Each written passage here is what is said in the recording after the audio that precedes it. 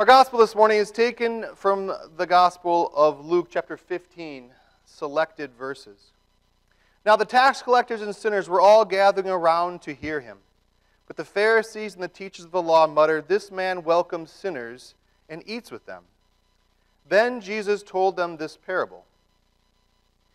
Jesus continued, "There was a man who had 2 sons. The younger one said to his father, 'Father, give me my share of the estate.' So he divided his property between them. Not long after that, the younger son got together all he had, set off for a distant country, and there squandered his wealth in wild living. After he had spent everything, there was a severe famine in that whole country, and he began to be in need. So he went and hired himself out to a citizen of that country, who sent him to his fields to feed pigs. He longed to fill his stomach with the pods that the pigs were eating, but no one gave him anything. When he came to his senses, he said, 'How many of my father's hired men have food to spare, and here I am starving to death? I will set out and go back to my father and say to him, Father, I have sinned against heaven and against you. I am no longer worthy to be called your son. Make me like one of your hired men.' So he got up and went to his father. But while he was still a long way off, his father saw him and was filled with compassion for him. He ran to his son, threw his arms around him, and kissed him. The son said to him, 'Father, I have sinned against heaven and against you. I am no longer worthy to be called your son.' But the father said to his servants, 'Quick, bring the best robe and put it on him. Put a ring on his finger and sandals on his feet. Bring the fattened calf and kill it. Let's have a feast and celebrate. For this son of mine was dead and is alive again. He was lost and is found.' So they began to celebrate. Meanwhile, the older son was in the field. When he came near the house, he heard the music and dancing. So he called one of the servants and asked him, 'What was going on?' 'Your brother has come,' he replied, 'and your father has killed the fattened calf because he has him back safe and sound.' The older brother became angry and refused to go in. So his father went out and pleaded with him. But he answered his father, 'Look, all these years I've been slaving for you and never disobeyed your orders. Yet you never gave me even a young goat so I could celebrate with my friends. But when this son of yours, who has squandered your property with prostitutes, comes home, you kill the fattened calf for him.'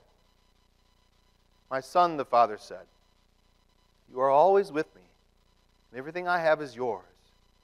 But we had to celebrate and be glad, because this brother of yours was dead and is alive again. He was lost and is found.'" So far our text. Please be seated.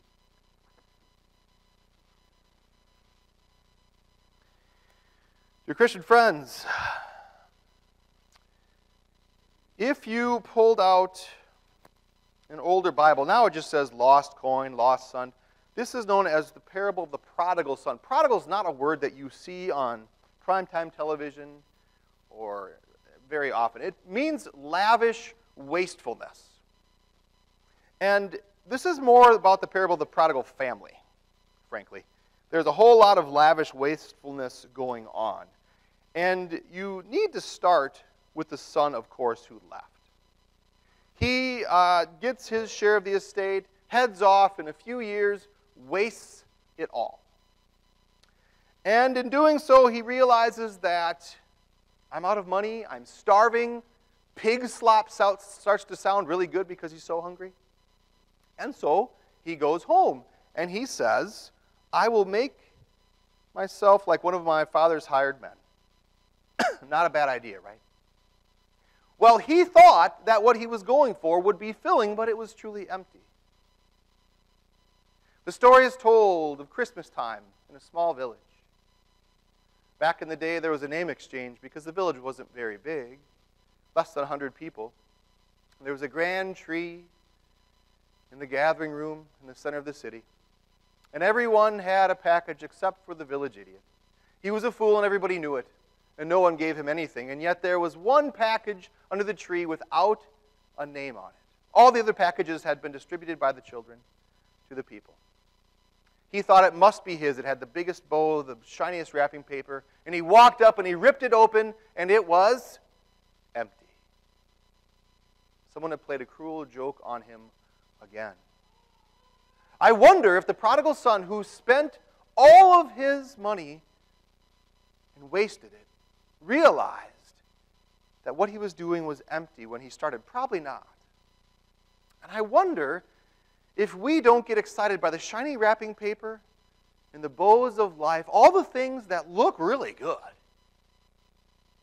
When you get into them, they're empty.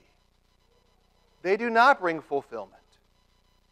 So many of the things, especially in America in 2019, leave us empty. We can be lost very quickly.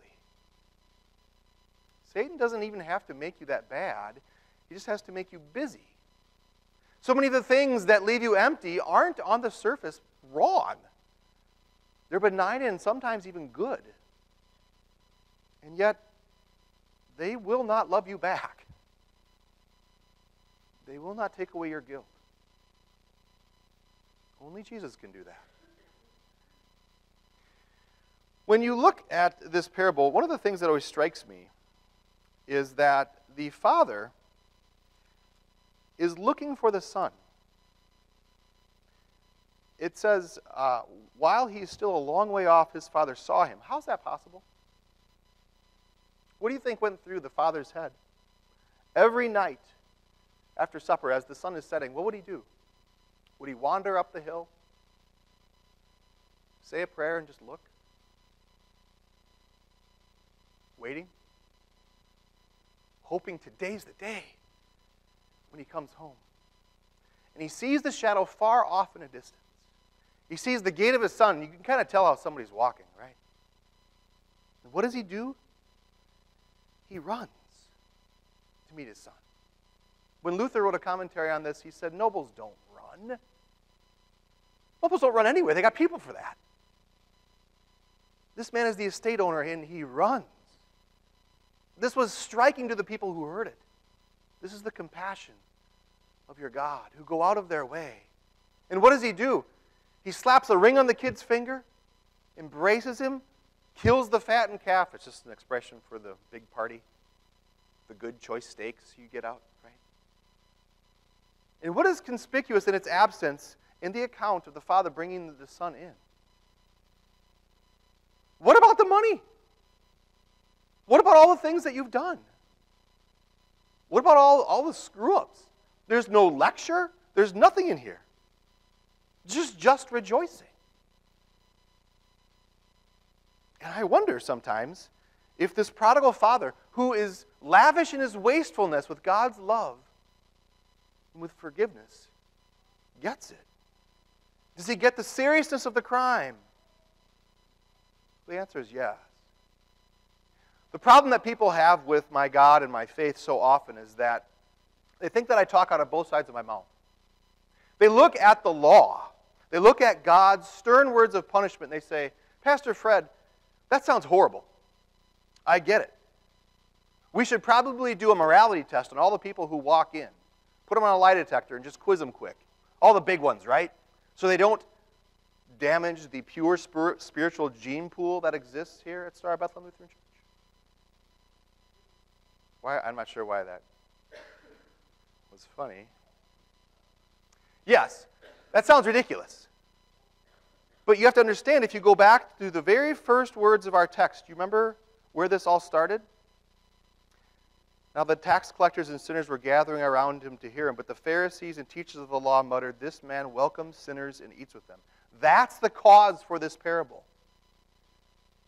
They saw Jesus going to the sinners, and they thought, doesn't he know whom he's talking to? How could he associate with those losers, sinners? It's a terrible thought. And yet that little Pharisee in all of us creeps in. This is the older brother. This is the one who said, I have been slaving for you. Did he really understand that relationship with his father? I have come to how many worship services and sung how many hymns, sat through the Passion account how many times. What's in it for me? That's despicable. And that's wrong. You see, if people only focus on God's law, they can see sometimes that this is a two-way street bargain, that I can actually keep it, and that God needs me, that I'm worthy of his love. And that's just not true. We are all lost. Even one sin damns. And I'm not talking out of both sides of my mouth when I talk about the horrors of sin and the dangers of it to our soul. And then I raise up the gospel.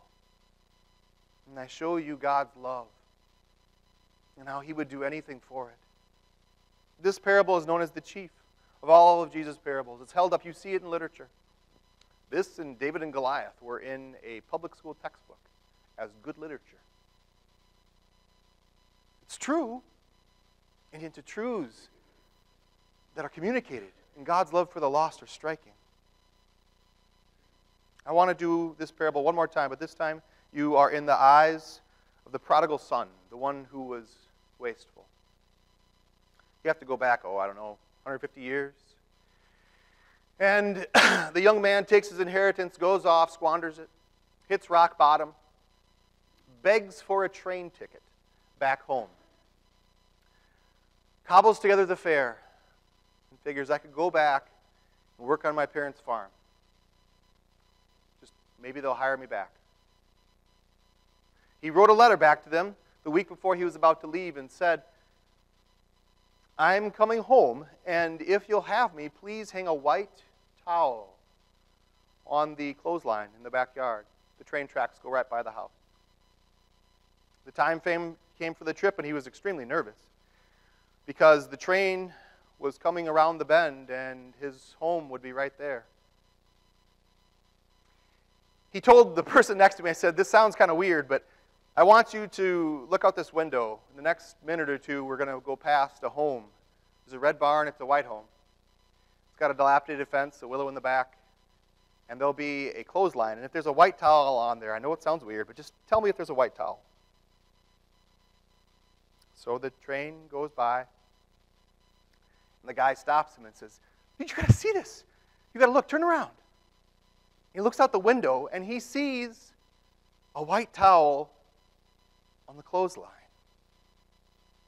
and on the fence, on the barn, and the tree, on the house. There was white everywhere. He didn't understand how much his parents loved him and how they could not wait to have him home. That is what your God wants for the lost. And that's what your God wants for you. How great is his love. Amen. Please stand.